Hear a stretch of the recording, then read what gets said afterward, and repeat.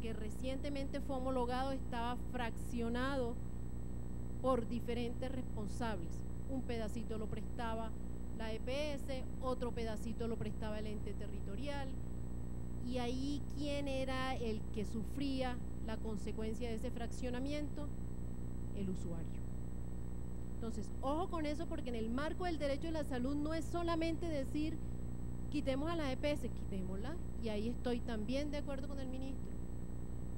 Quitemos a las EPS para ver si los especialistas, el número de especialistas disponibles en La Guajira o en Sucre se va a mejorar quitando la EPS, o se va a mejorar la capacidad resolutiva de los médicos generales, cuando en muchas ocasiones las facultades de medicina no capacitan al médico tendiente al modelo preventivo y de atención primaria, sino en solo curativo e intrahospitalario.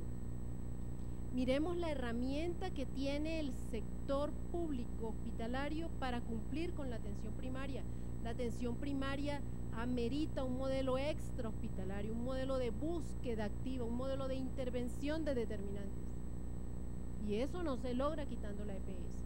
Sin embargo, estamos abiertos, ¿verdad? Pero estamos abiertos dando soporte para la toma de decisiones. En una ocasión entregué a la plenaria del Senado un listado de preocupaciones que nos arrojaban las diferentes auditorías sobre los prestadores, y en los prestadores encontramos no solamente problemas de incremento de eventos adversos, no solamente problemas de insuficiencia de médicos y de capacidad resolutiva técnico-científica, sino también problemas administrativos que de una u otra manera propiciaban que la facturación fuera inadecuada, que la facturación fuera doble, que la facturación fuera por mayor valor. ¿Y a quién le toca hacer ese papel sucio? A la EPS. Y claro, la relación entre IPS y EPS no puede funcionar cuando yo tengo que decirle, señor, usted no está haciendo las cosas bien, y eso no se lo voy a pagar. Entonces, en ese sentido, nosotros creemos que debe primar el derecho fundamental a la salud, mirándose en toda la cadena de procesos que realmente pueda garantizar el acceso efectivo y con las condiciones de calidad. Hay un tema adicional, y es que cuando nosotros identificamos problemas de calidad, nos enfrentamos a situaciones en las cuales las secretarías departamentales o municipales no han podido tener una inspección, vigilancia y control de los prestadores, precisamente también por deficiencias. Entonces, ojo con el sistema de inspección, vigilancia y control.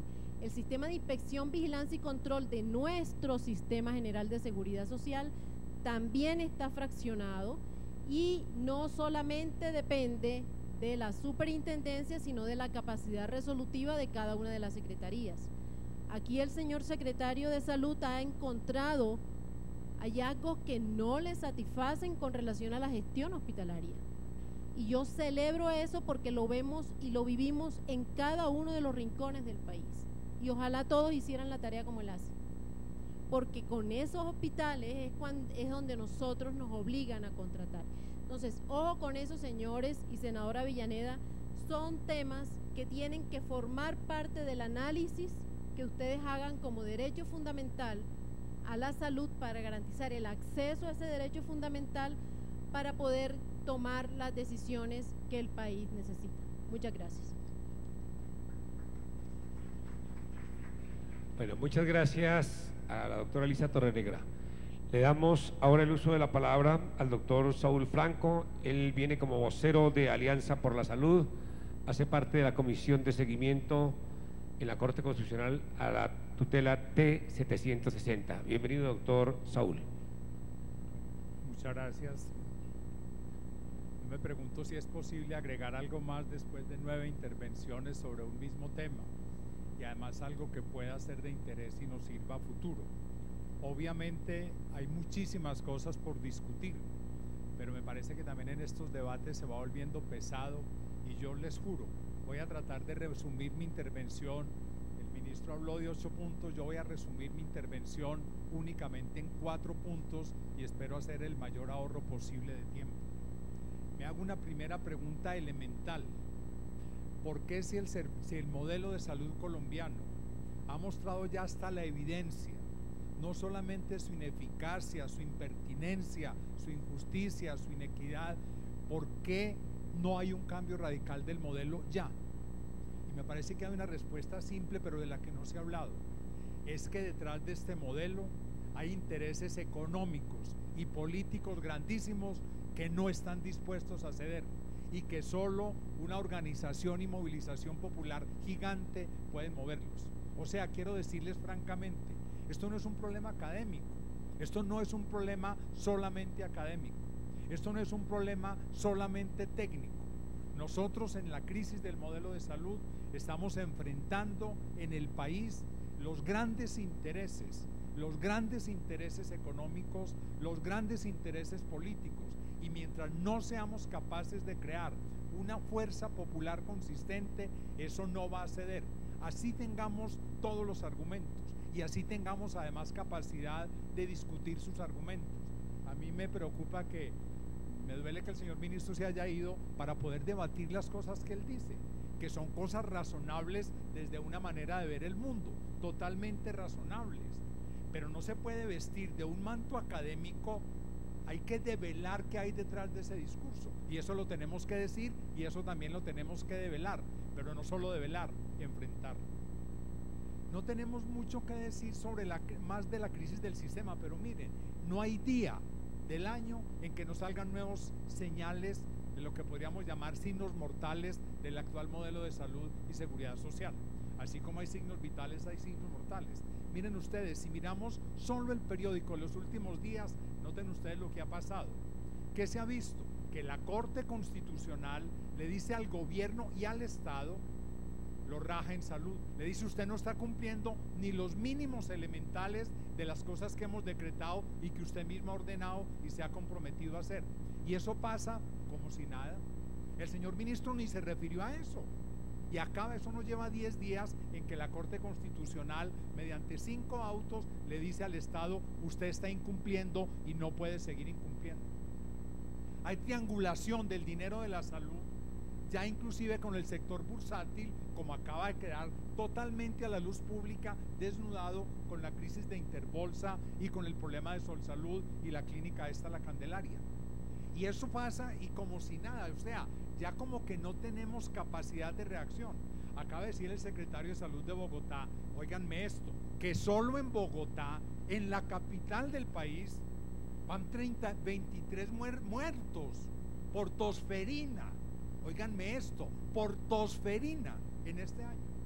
Y si eso es en Bogotá, ¿qué pasará en el país? Y en el país no sabemos, porque como la información está privatizada, no tenemos idea de cuánto, pero podemos hacer una regla de 3 simple. Si en Bogotá, donde viven 8 millones, hay 23 muertos, en el resto del país, y esa regla de 3 no es válida porque las condiciones de otras regiones son posibles o seguramente peores que las del país. Y así podríamos seguir.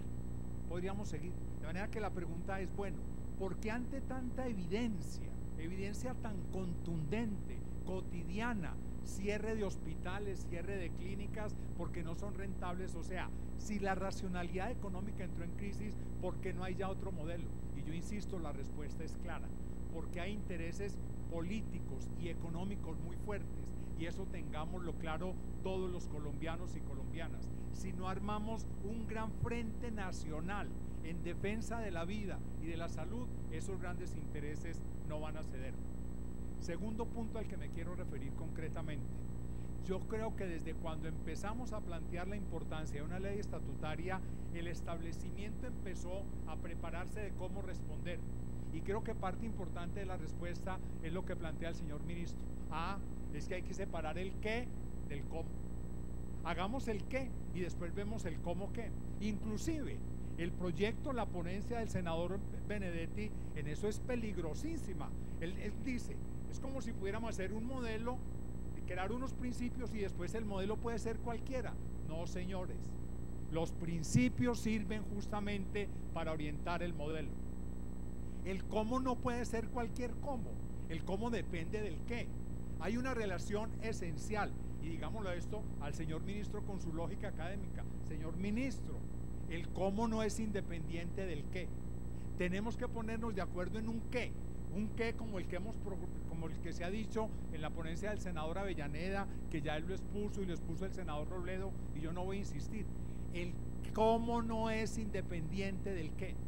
No es que tenga que estar en una misma ley todo, pero la ley estatutaria tiene que decir el qué y poner las bases del cómo. No podemos dejar el cómo a la deriva, o a lo que después venga mejor, o a las leyes mismas del mercado. No, tenemos que defender un cómo coherente con esos postulados que planteemos en la ley. Y eso además lo dice la propia Constitución. La Constitución no es tonta. En el artículo 152, cuando dice de que es una ley estatutaria, dice: debe perfilar el derecho y decir los mecanismos como el Estado y los recursos como el Estado y la sociedad debe garantizar ese derecho. Entonces nosotros no estamos haciendo mico al decir, la ley estatutaria tiene que contener la delimitación del derecho, que no lo hace el proyecto del senador Benedetti. En el proyecto del senador Benedetti no hay un renglón para perfilar el derecho a la salud.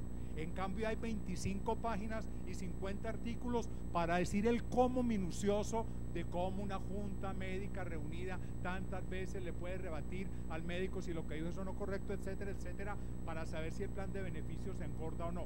Por favor, pidamos lógica, pidamos coherencia, pidámosle al establecimiento y nosotros practiquemos. Tenemos que plantear en la ley estatutaria el qué y los principios fundamentales del cómo, y estamos de acuerdo. Después hacemos las leyes ordinarias, pero esas leyes ordinarias no pueden ser cualquiera, tienen que estar estructuralmente ligadas, tienen que depender, emanar de esos postulados que logremos en la ley estatutaria. Tercero, no me voy a extender ya en la defensa del proyecto de ley 105, que como ya dijo el senador Avellaneda, empieza a ser parte de la historia porque ya hay una ponencia que los engloba, pero sí quiero destacar fundamentalmente que esos postulados que están ahí justamente buscan resolver de raíz estos otros problemas que, vistos sintomáticamente, entonces uno se pierde y no sabe cómo hacer, o pretende con una discusión académica desviar la cosa de lo esencial. Si en esa ley en la que salga nosotros defendemos que el derecho, la salud es un derecho humano fundamental, se tiene que caer de raíz la intermediación financiera. Si en ese proyecto, sin ser estatizador, pero poniendo en cabeza del Estado la responsabilidad del sistema, entonces se tienen que caer de peso por derecho propio la existencia de las EPS, que se han vuelto las dueñas de todo el establecimiento, de la normatividad y de la capacidad de hacer todas las turbulencias posibles. Y si en la ley estatutaria nosotros defendemos que la salud no es solo atención de enfermedades, que el modelo de salud no es solo para atender enfermos, sino para crear bienestar, para crear condiciones de vida dignas, para crear satisfacción en la vida, entonces necesariamente, si defendemos eso ahí, viene la lógica de la intersectorialidad, de la primacía de la atención primaria y de la salud pública sobre la atención de las enfermedades costosas, etcétera, etcétera, etcétera. Y quiero destacar del proyecto de ley dos aspectos que no se han mencionado. Uno, la cuestión de vigilancia y control. Todo mundo, así defiendan la actual ley 100, todo mundo dice que falta regulación y que falta control. Yo creo que es la hora de que se impongan en el país mecanismos de vigilancia y control serios con amplia participación social, pero al mismo tiempo que los organismos del Estado cumplan su responsabilidad. Hasta ahora vemos que la Contraloría ha hecho un trabajo importantísimo, pero vemos con mucha preocupación que otras instancias del Estado o pasan de agache o son cómplices. Y creo que tenemos que hablar qué está haciendo la Fiscalía ante la crisis actual de la salud, qué está haciendo la Procuraduría General de la República frente a la actual crisis de la salud. Nosotros necesitamos cobrar a todas las instancias del Estado y poner eso además ya en términos de ley, como ya está. Eso es reafirmar cosas que ya está, que cumplan su responsabilidad en el campo de la vigilancia y el control para que las cosas no sigan por el despeñadero que van. Y termino mi intervención señalando, bueno, ¿dónde estamos y para dónde vamos? No nos dejemos dispersar. En el fondo hoy, y ya está claro con las dos ponencias que hay, en la Comisión Primero del Senado hay dos posiciones claras. Y eso yo creo que ya es una ventaja. Ya tenemos la posición del senador Benedetti, que ya el señor ministro de su propia boca nos dijo, esta es la posición del gobierno. ya lo sabemos. Y tenemos otra posición en donde creemos que vamos a estar cada vez más colombianos y más colombianas de a pie o con camisa o con corbata, intelectuales, sindicalistas, todos, para defender un modelo de salud como el que hemos dicho tantas veces y que yo no me voy a extender. Pero ya hay esas dos posiciones. Yo creo que eso es una ventaja grande. Entonces no nos dejemos enredar en minucias, defendamos un proyecto coherente, consistente, que ponga ahora las bases y que luego podamos de ahí, pero no contra él o sin él, sino con él, y aplicándolo, crear todos los mecanismos y las reglamentaciones necesarias. Y termino diciéndoles lo mismo que dije al principio. Estas cuestiones no son solamente de una célula parlamentaria, de la Comisión Primera. Estos problemas no son solamente de la instancia académica, que también. Esto es de toda la instancia popular y social de este país. Si en el primer cuatrimestre del año entrante no hacemos una pedagogía nacional para mostrar claramente las dos propuestas que hay y ganar adeptos para nuestra propuesta de un cambio de fondo inmediato, sustancial del modelo, y somos capaces de contraargumentar, porque los argumentos de ellos, que los tienen, porque no podemos decir que no, y hay que aceptar cosas. Yo no discuto que en el sector privado, el sector público también hay mucha corrupción, sería ciego, eso hay que aceptarlo, pero la solución no es privatizar más, sino enfrentar el problema de la corrupción también allí, pero resolviendo el problema radical de quién tiene la primacía y quién tiene el control de los recursos y del poder en la sociedad. ¿Verdad que quiero decirle? Necesitamos intensificar el trabajo en el primer cuatrimestre del año entrante para que le lleguemos a todos los colombianos y colombianas, hagamos una pedagogía clara de las dos propuestas de fondo que hay y seamos capaces, no solamente en el Parlamento, sino con amplia movilización social, de ganar un apoyo grande para que al fin se revierta este sistema injusto, inequitativo y de muerte que estamos viviendo, para reemplazarlo por un sistema al servicio de la vida y la salud. Muchas gracias.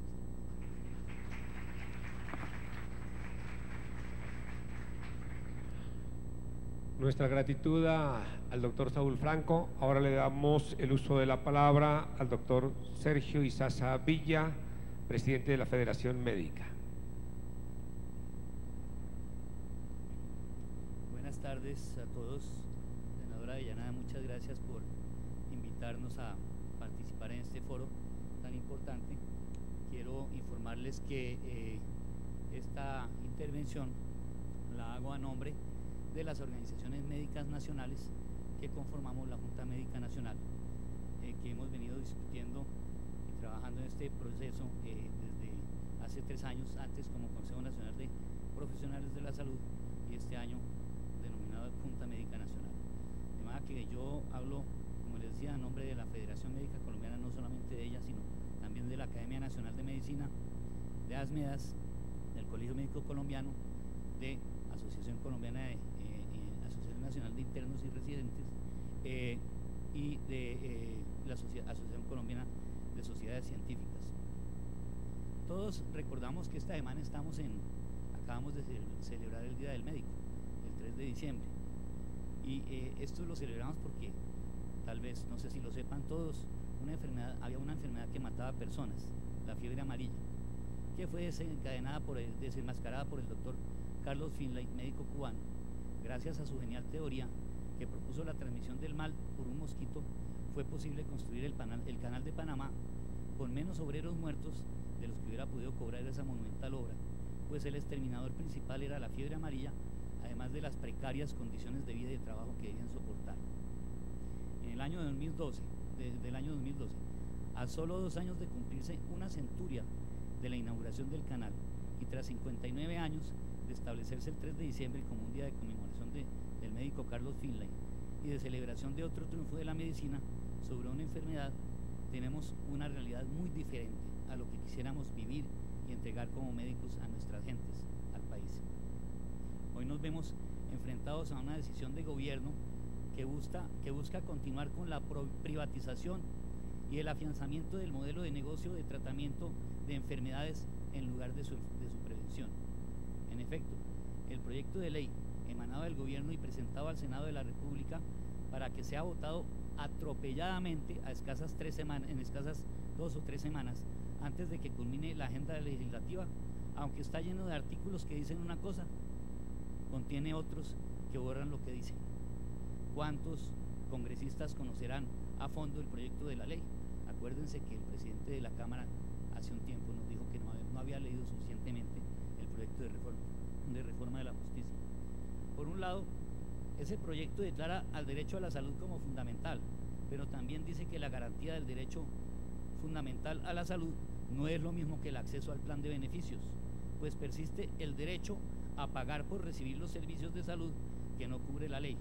Persiste la intermediación financiera a manos de instituciones privadas, o sea que el lucro seguirá mandando en los criterios administrativos y misionales. La autonomía profesional quedó amarrada, entre otras cosas, a que el médico tiene la obligación de informar al paciente sobre el costo de los procedimientos diagnósticos y terapéuticos que utilice en su ejercicio profesional.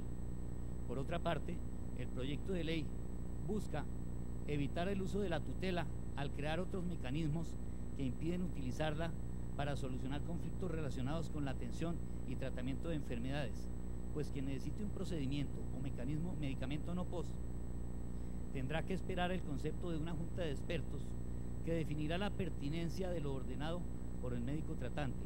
De esta manera, la supuestamente recuperada y respetada autonomía médica queda de nuevo en un nivel subalterno.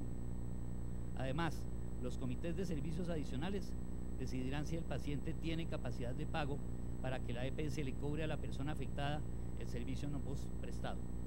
Ya el ministro Gaviria declaró en la revista Semana, abro comillas, la idea es que se resuelva qué se quiere decir, qué se quiere cubrir en materia de salud y definir los mecanismos no judiciales de resolución de conflictos.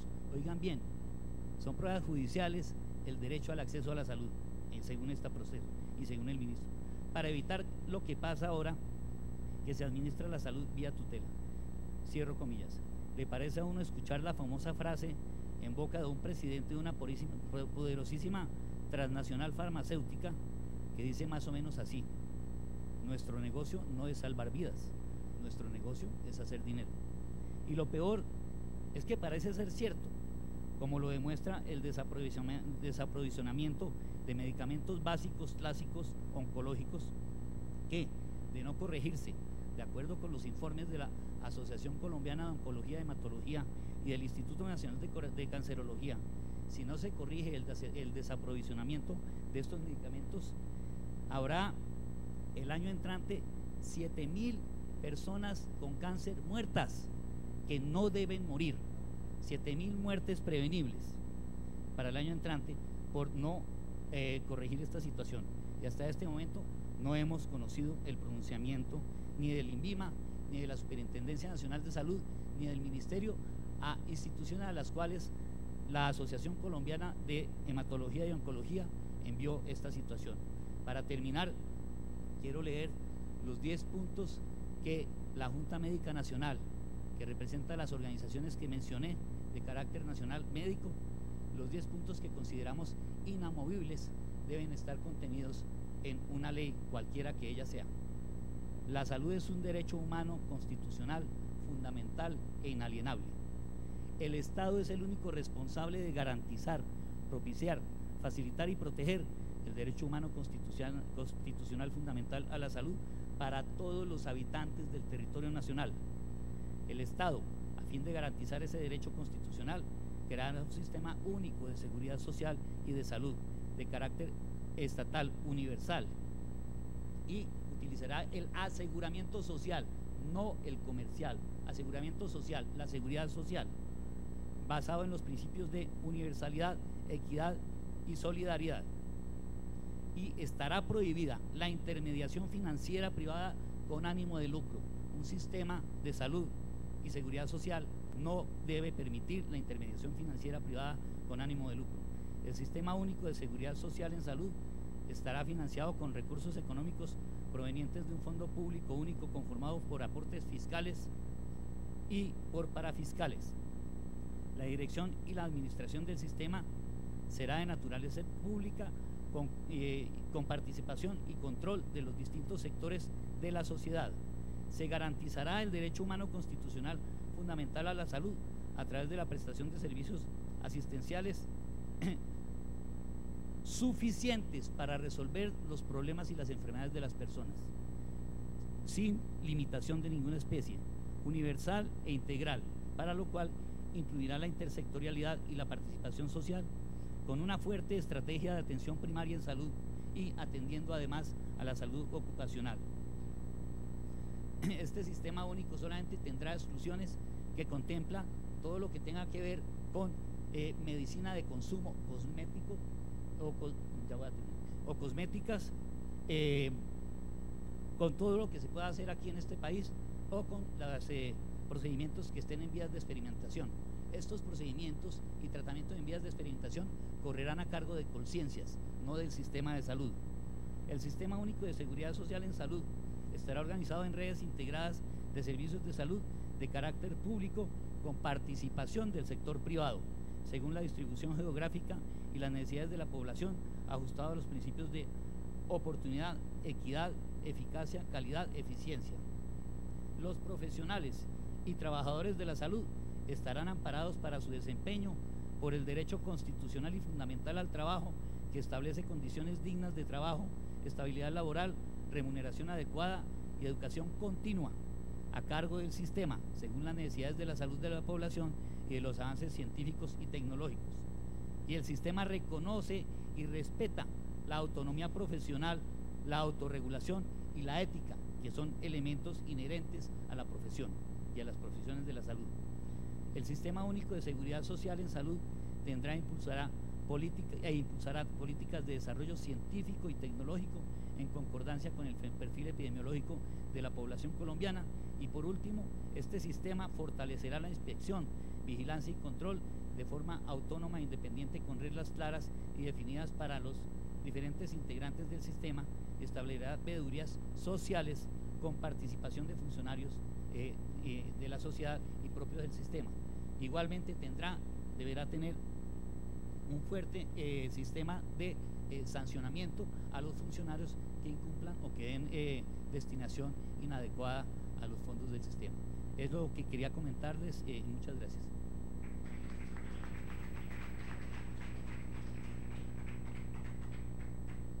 Muchas gracias, doctor Sergio Izaza.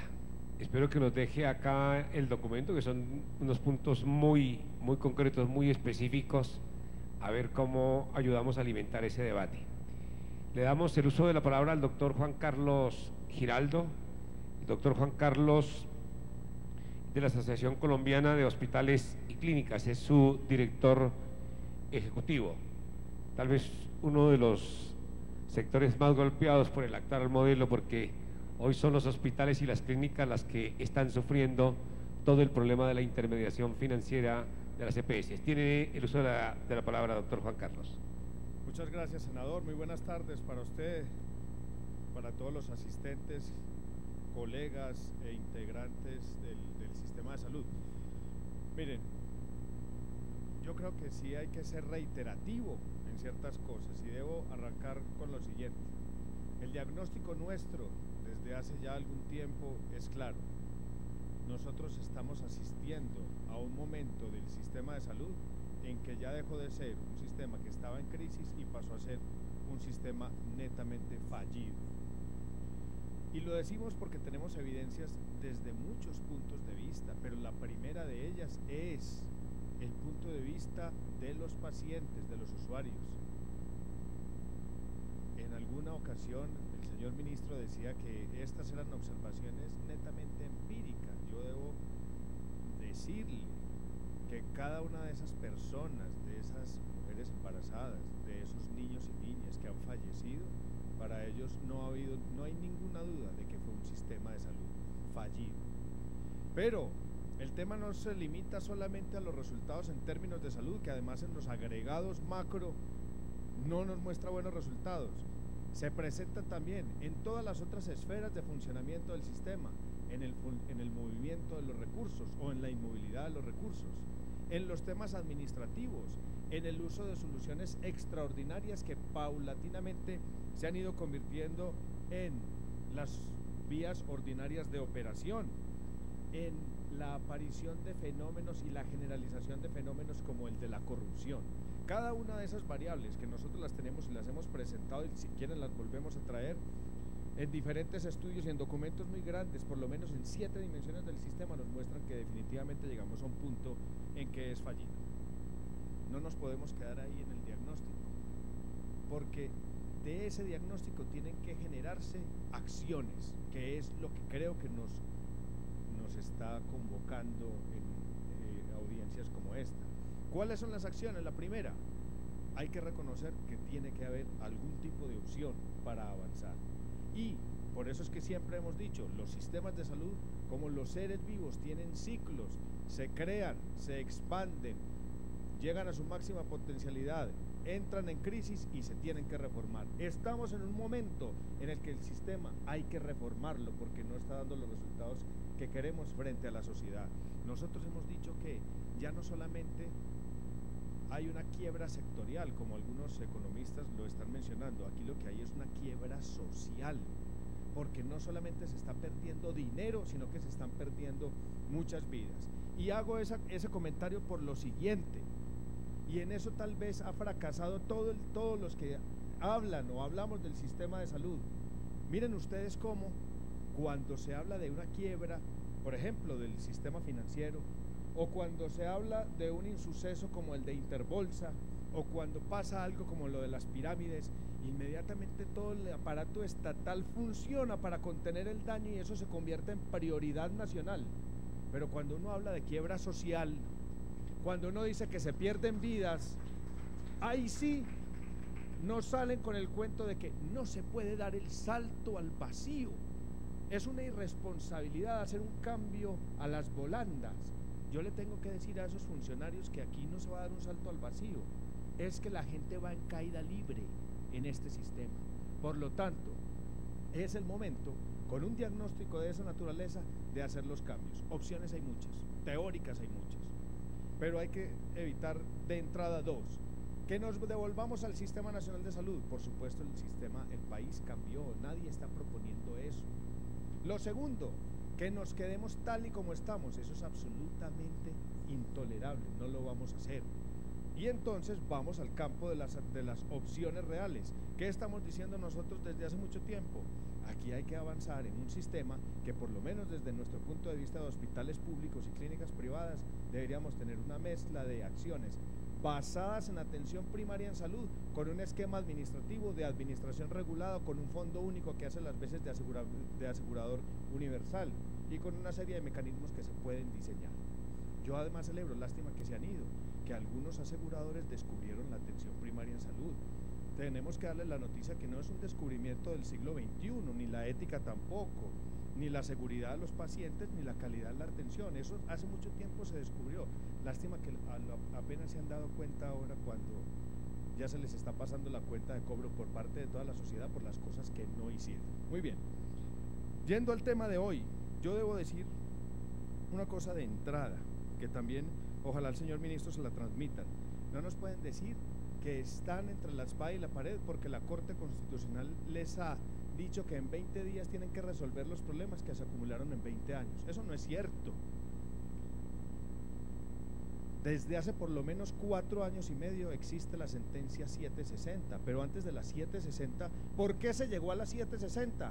Porque la Corte Constitucional agotó su paciencia, viendo que se reiteraban las vulneraciones al derecho y por lo tanto tuvo que hacer esta supertutela, y ha dado todos los plazos, y ha generado todos los documentos, y ha hecho todos los autos, y ha dicho qué es lo que se tiene que hacer y quiénes son los responsables en cuánto tiempo. Claro, si no se hacen las cosas, entonces, pues obviamente la Corte se tiene que pronunciar.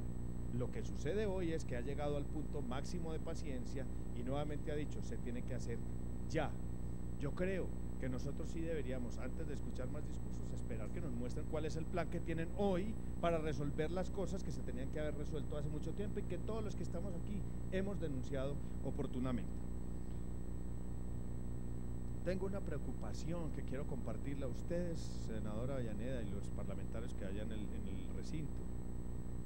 Son los técnicos para decidir cuál debería ser la vía o la modalidad legislativa que se use. Si es una ley ordinaria, si es un acto legislativo, si es una reforma constitucional, si es una ley ordinaria. Bueno, la modalidad la tienen que definir ustedes, pero me preocupa mucho que estemos avanzando hacia tratar de crear una reforma, pero arrancar primero por el lado estatutario. Nosotros, y esta es una discrepancia que tengo pública con el señor ministro, primero tenemos que reiterar que aquí hay un sentido de la urgencia, es decir, esto no da más espera, esto hay que hacerlo y abordar el cambio ya. No creo que nosotros podamos esperar, y los ciudadanos que sufren y esperan, y están esperando las autorizaciones, a que demos el gran debate filosófico y conceptual sobre cuál es el núcleo fundamental del derecho a la salud, cuáles son las limitaciones, restricciones, las excepciones que hay. Porque eso, para eso son las leyes estatutarias, y esa es la gran preocupación nuestra. Nos parece desde el gremio de los hospitales y las clínicas que aquí se debe abordar, en primer lugar, una ley ordinaria, a través de una ley ordinaria, que cambie el modelo, que cambie la estructura, que cambie si quieren las fuentes de financiación, que cambie las formas de acceder, que cambie y genere o use las diferentes opciones que nosotros mismos hemos presentado y que se pueda hacer ya. Por eso el llamado, lástima que el ministro Gaviria se va, pero el llamado que quería hacerle es, así como sí se pueden ferrocarrilear, por ejemplo, reformas tributarias, y así como un presidente de la República puede, si tiene su voluntad, convocar a sesiones extras a un Congreso de la República, ¿por qué nosotros no presionamos como sociedad respetuosamente para que se le dé a este tema la prioridad nacional que tiene y se pueda tener una reforma ordinaria? Yo creo, y recojo lo que decía el doctor Franco, solos no podemos, juntos tal vez sí lo podamos hacer. Yo creo que ya son muchas las voces que están hablando en el mismo sentido, y por lo tanto nosotros, en lugar de dejarnos distraer en un debate que por supuesto es importante de dar, no nos podemos distraer en la cuestión preciosista del derecho hasta dónde va, cuando ni siquiera hoy estamos garantizando el derecho que dijimos hace mucho tiempo que se debía garantizar. Creo que entonces nuestro punto de vista es, creemos nosotros que opciones hay, pero los órdenes de las leyes para nosotros, muy respetuosamente pensamos que muchas de esas cosas que están escritos en esos textos de estatutarias son textos de leyes ordinarias que deberían abocarse a su discusión ya y que deberían llevarnos a un cambio del modelo de manera inmediata. Nos parece que en estos proyectos que nosotros hemos leído de leyes estatutarias hay una serie de componentes que nos generan muchísimas dudas. ¿Cómo hacemos nosotros para tener la certeza de que la tutela no se va a disminuir? Es decir, que el ámbito de aplicación de la tutela no se va a restringir, porque si se define un núcleo fundamental del derecho a la salud más pequeño del que tenemos ahora, por supuesto la tutela va a tener ese mismo ámbito de aplicación, más pequeño. Ese es un punto de gran duda. Lo segundo, ¿cómo hacemos para garantizar que la progresividad se va a interpretar como saber que el punto de arranque es donde estamos hoy y de ahí hacia arriba, no que haya una serie de disminuciones? Yo creo que esas son dudas que nosotros tenemos que resolver con el trámite de esa ley ordinaria. Una tercera duda, venga, ustedes no pueden pasar, yo creo que lo han dicho antes, el tema de la capacidad de pago, ¿de dónde salió? Atado también al tema de la progresividad, la capacidad de pago evaluada por un comité de servicios adicionales. ¿Quién va a hacer eso? Un ejemplo, hoy hay por lo menos las que reporta la Defensoría, 110.000 tutelas al año por el tema de salud. Ustedes hagan las divisiones y verán cuántas son diarias. Son 13 tutelas por hora. Supongamos que la tutela se mantiene en el mismo nivel y se generan estas comités de servicios adicionales. ¿Quién las va a hacer? ¿La Superintendencia de Salud? Entonces nosotros vamos a crear un mecanismo supletorio que al final va a ser otro cuello de botella. Yo creo que no podemos permitir que se avance por ese lado. Miren, yo concluyo diciendo lo siguiente. El momento indudablemente es un momento de cambio. No hay que tenerle miedo al cambio. Hay opciones teóricas y conceptuales que son válidas. En este sistema hay fuentes de financiación. En este sistema hay que hacer un revolcón administrativo. Y en este sistema hay que construir sobre la base que ya tenemos hacia arriba para que crezca el derecho a la salud, no que se encoja. Y el último punto, el último comentario: no nos podemos dejar contagiar de esa visión miserabilista que muchos funcionarios nos quieren traer, donde se dice, para un país de mediano ingreso como Colombia, antes es mucha gracia lo que tenemos, conténtense porque en otras latitudes hay listas de espera y hay otros problemas. No, señores, nosotros con lo que tenemos, con la capacidad instalada, y si pudiéramos hacer esos cambios para hacer operativo el derecho a la salud, podríamos tener el mejor sistema de salud del mundo. Pero es que si usted piensa de manera miserable, pues va a tener un sistema y una respuesta miserable. Yo creo que la invitación a toda la sociedad es: pensemos en grande, tenemos cómo, pero hay que hacer unos arreglos que son inmediatos, que son profundos y que requieren todo un entramado social que nosotros lo hemos denominado llamado a la acción para que esto pueda convertirse en una realidad. Muchas gracias.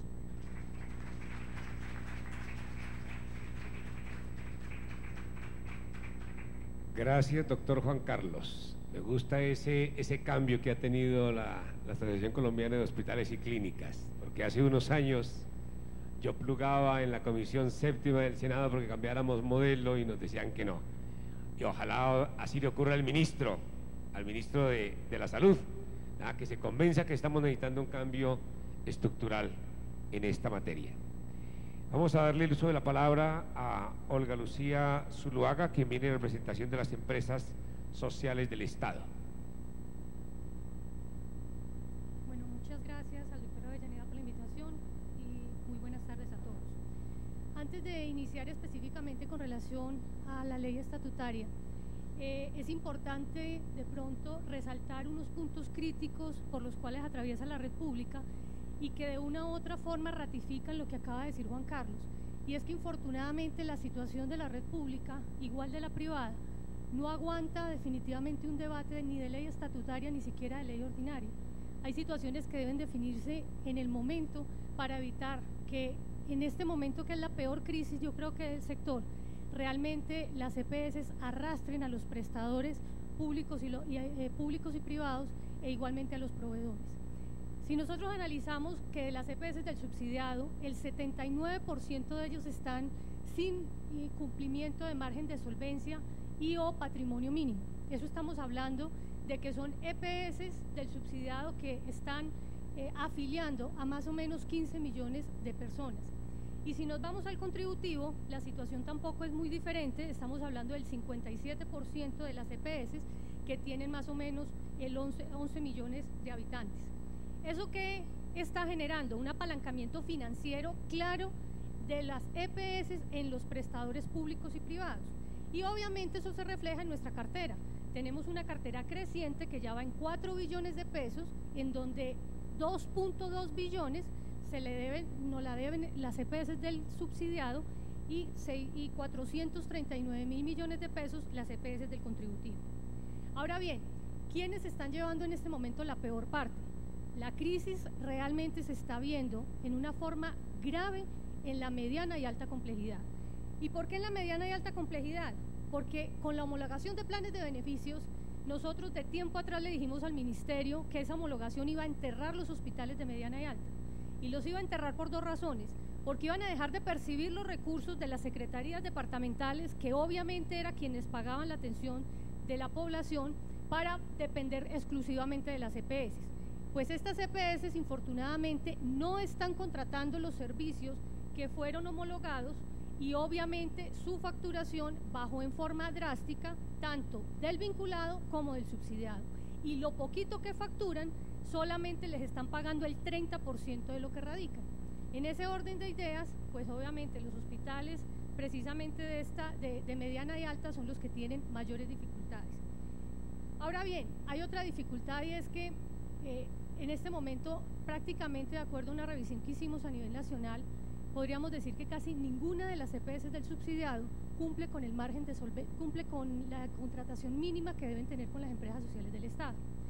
En la anterior intervención de la directora precisamente de las EPS del subsidiado cuestiona ese porcentaje mínimo de contratación que deben tener con los hospitales, pero ahí es donde uno pregunta, y sería interesante que la Superintendencia Nacional de Salud realmente hiciera vigilancia y realmente develara lo que está ocurriendo. No es que no contraten porque haya mala calidad, porque si bien es cierto, no podemos desconocer que hay hospitales con problemas. La real razón por la que no contratan con los hospitales públicos es porque prima primero la integración vertical para pasar los recursos de un bolsillo hacia otro, y segundo, porque definitivamente prima la parte económica, y es que se van donde más barato le presten los servicios independiente de la calidad. Nosotros tenemos prestadores públicos certificados y acreditados, pero para ellos la respuesta es que los servicios son muy costosos y entonces prefieren irse muchas veces a instituciones de garaje. Entonces, en ese punto sí sería importante que los órganos de control realmente verificaran los porcentajes, porque eso está en la ley. E infortunadamente, si hoy en día se cumpliera lo que dice la ley, no estaríamos en la situación tan grave que estamos en este momento. Ahora bien, hay unas amenazas que son gravísimas para nosotros y que no podemos desconocer y que va a empeorar la crisis que en este momento tenemos. Amenazas como ¿cuáles? Nosotros recuerden que recientemente salió el plan de saneamiento fiscal y financiero, que es una forma prácticamente de liquidar los hospitales. Si no cumplen con ese plan fiscal y financiero, el hospital es liquidado con el agravante que hoy, como está la norma, ya un alcalde o un gobernador no puede decir yo le inyecto plata al hospital. Si un alcalde o un hospital, un alcalde o un gobernador resulta que no cumple el plan de saneamiento fiscal, el programa que se le implementa, al año tiene que entrar a liquidarlo, porque si no es falta gravísima para el gobernador o el alcalde. ¿Qué pasa? Hoy el 41% más o menos de nuestras instituciones están en riesgo alto y medio, con corte a 31 de diciembre. Pero si hiciéramos el corte a hoy, obviamente más del 60% de la red pública está en esa situación. Y tenemos situaciones tan graves como en departamentos como Antioquia, como Valle, como Guajira, que ya la solución a esta crisis hospitalaria es liquidación de empresas sociales del Estado.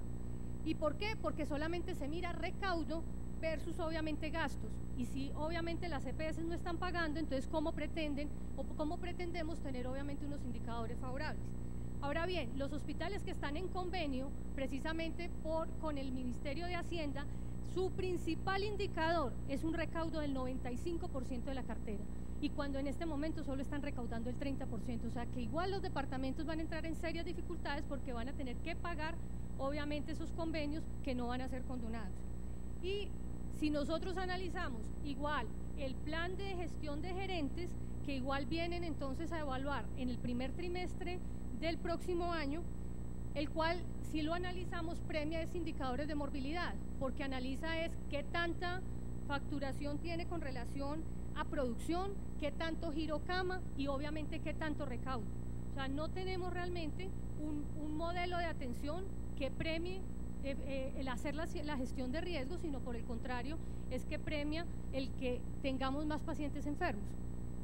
Como el indicador financiero también es uno de los principales en esta evaluación de gerentes, si no hay un cambio y una modificación que ya se le pidió al ministerio, porque realmente el recaudo ya no está dependiendo de una buena gestión del gerente, sino es que las EPS están en insolvencia y no tienen cómo pagar, en ese orden de ideas vamos a tener nuevamente gerentes que van a salir de nuestras instituciones y nuevamente habrá concurso porque no cumplieron su plan de gestión. Ahora bien, el tema de liquidación de las EPS es algo que el ministerio ha hablado en forma frecuente y que, digámoslo así, que si no están cumpliendo ese margen de solvencia, uno diría hay que cumplir la ley. Sin embargo, se generan varios interrogantes para nosotros, y es ¿quién va a pagar la plata que nos debe? El ministerio ha hablado, y como parte de la salvación, la ley de cuentas maestras. Sin embargo, la ley de cuentas maestras tiene dos puntos que, si bien es cierto, son válidos en el entendido que el gobierno no puede entrar a pagar, digámoslo así como lo ha dicho la Contraloría, la plata de las EPS, también nos genera a nosotros una gran incertidumbre. ¿Por qué? Porque si bien la ley establece que se puede comprar la cartera por parte del FOSIGA, en este momento tenemos dos grandes talanqueras. Uno, colocan la condición que debe ser una cartera conciliada, y en este momento las EPS no quieren conciliar cuentas. Y no quieren conciliar cuentas porque obviamente se va a disminuir aún más su margen de solvencia. O sea, definitivamente van a entrar a un mayor causal de liquidación. Y yo sí difiero definitivamente, y pues las evidencias son claras, cuando se revisan y se analizan las glosas que se generan a las instituciones y encontramos que cuando se concilian el levantamiento de esas glosas supera el 80%. Entonces no es cierto que definitivamente nosotros pretendamos que es que nos paguen la mala facturación como lo afirma la doctora Torrenegra. Nosotros esperamos es que no hayan esas glosas injustificadas, que es una forma de apalancarse financieramente de las EPS, y fuera de eso, que tenemos en este momento un apalancamiento franco y cruel, pues absurdo, y es por parte de lo que tiene que ver con el componente de promoción y prevención. Tenemos EPS que no están pagando ni siquiera las cápitas completas, y dentro de esos argumentos es que deben glosar para que luego miren, porque obviamente el hospital no cumple en promoción y prevención, o sea, ni siquiera van a esperar, sino ya de entrada le están glosando, asumiendo que el hospital no cumple. En ese orden de ideas, ¿cuál es nuestra posición? Definitivamente nosotros siempre hemos hablado de que antes de ley estatutaria, antes de ley ordinaria, lo importante es que primero haya una aclaración de cuentas. Si nosotros no tenemos las cuentas claras, no nos va a llegar absolutamente ningún recurso, ni por cuentas maestras, ni por ningún otro lado, porque definitivamente lo primero que va a decir cualquier liquidador o o en este caso el FOSIGA es dónde está la certificación que la EPS le debía esos recursos. Segundo, garantizar el acceso a los servicios de salud a la población afiliada a EPS insolventes. O sea, hoy en día es cada vez mayor las barreras de acceso y nos preocupa muchísimo EPS que ya tienen clara, información de que se van a liquidar y que por obvias razones no cuentan con una red ni pública ni privada para la atención de la población.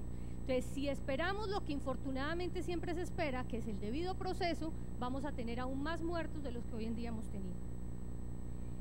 La otra es que no tiene sentido, si las EPS en este momento están en insolvencia, el 79%, ¿por qué siguen recibiendo los recursos públicos?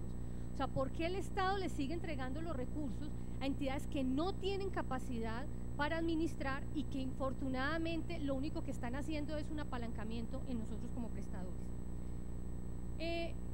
Finalmente, cuando nosotros analizamos ya lo que tiene que ver con la ley estatutaria, hay obviamente puntos claros que coincidimos, sobre todo con la propuesta que hace obviamente no el gobierno, y es lo que tiene que ver que definitivamente la salud debe ser manejada como un derecho.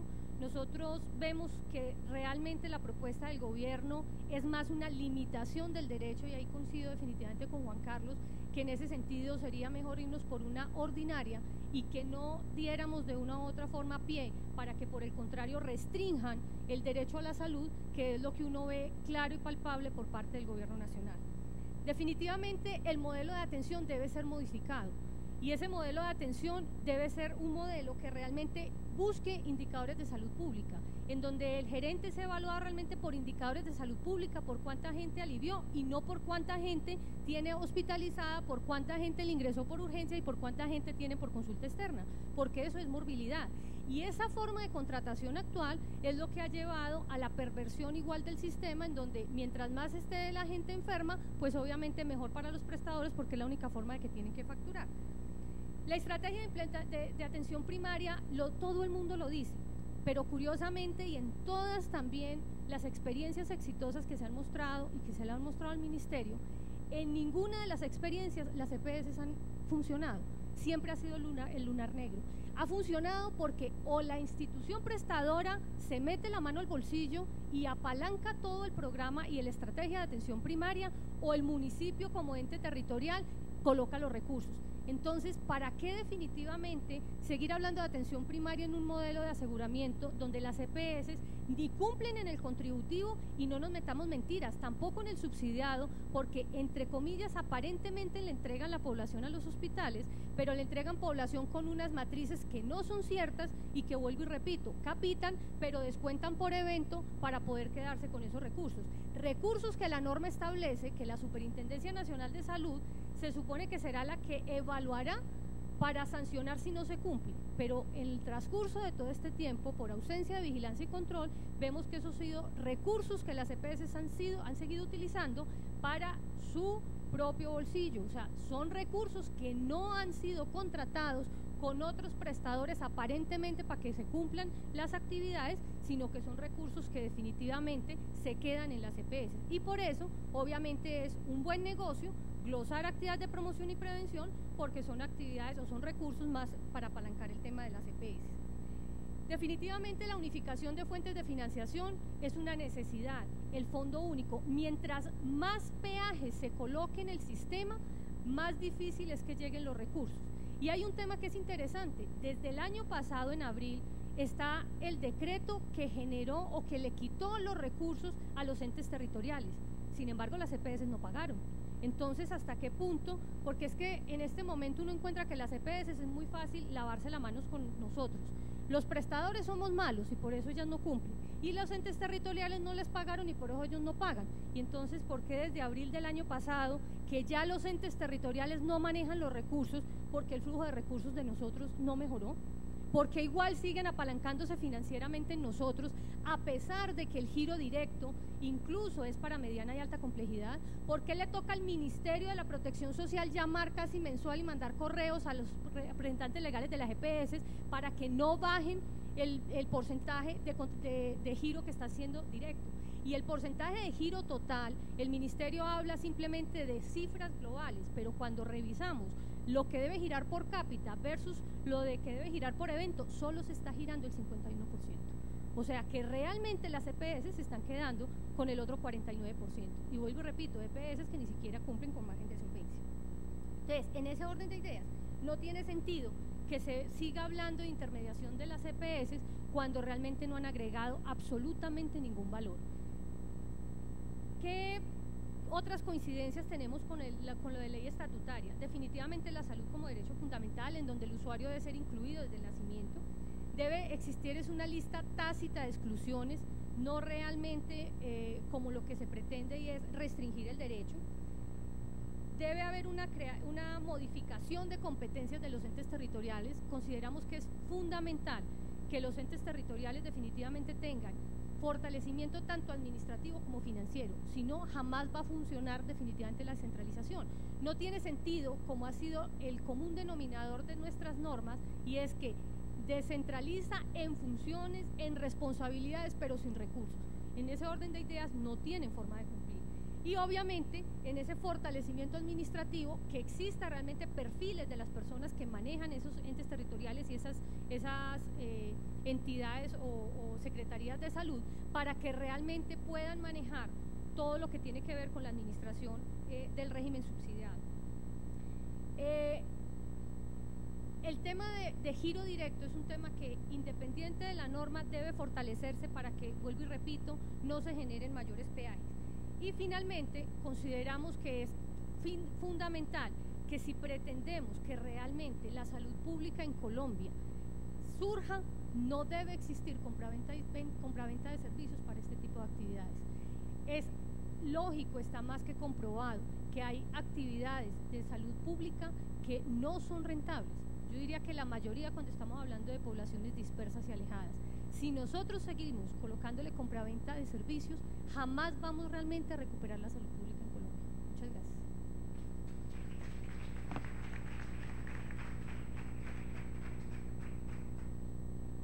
Muchas gracias, doctora Olga Lucía Zuluaga. Ha quedado muy bien expresada la postura de las empresas sociales del Estado, porque no continuemos con las EPS. Creo que en verdad que hay un riesgo todavía mayor del que tenemos con esas EPS en ese estado financiero en que están. Vamos a darle el uso de la palabra a Tarcisio Rivera, que viene en representación de la Central Unitaria de Trabajadores, CUT.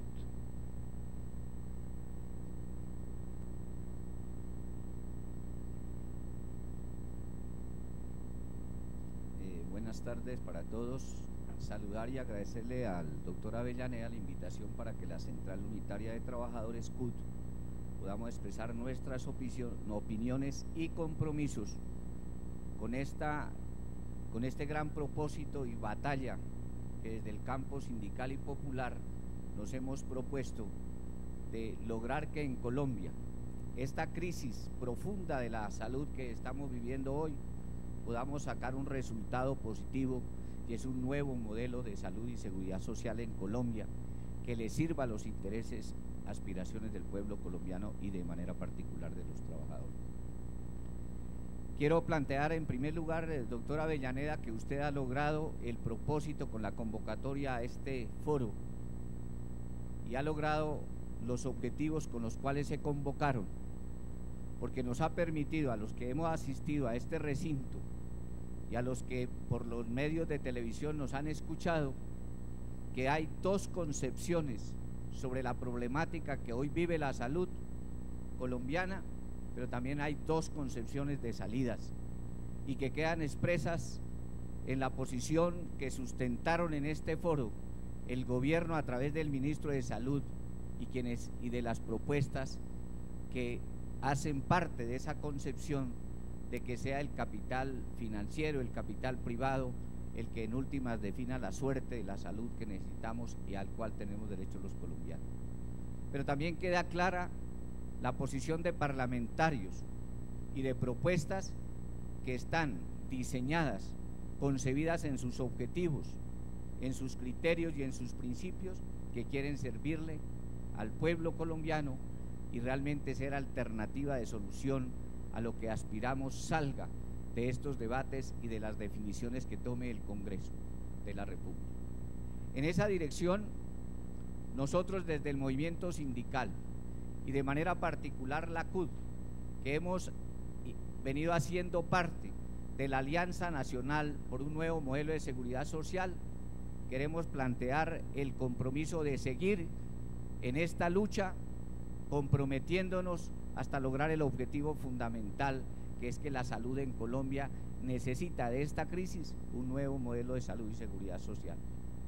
Por eso nosotros queremos, senadora Avellaneda, que en las actividades que el Congreso está promoviendo para que el pueblo participe de esto, comprometernos con la necesidad de que en todos los departamentos, ojalá municipios, podamos hacer encuentros municipales, departamentales, donde discutamos esta problemática.